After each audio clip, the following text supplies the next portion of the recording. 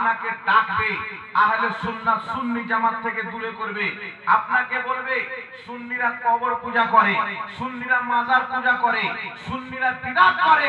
কিন্তু একটি কথা মনে রাখবে, সারা পৃথিবীর মৌলবীকে আমি চ্যালেঞ্জ করতে চাই, আহলে সুন্নাত ওয়াল জামাতের কোন একজন আলিম দেখাও যে বলেছে মাজারে সিজদা করা যায়।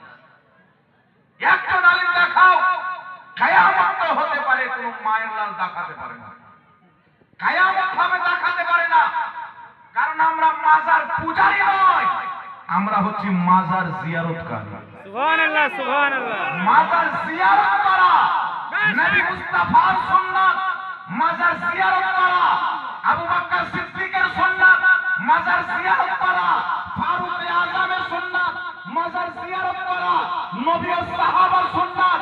যদি কোনো ব্যক্তি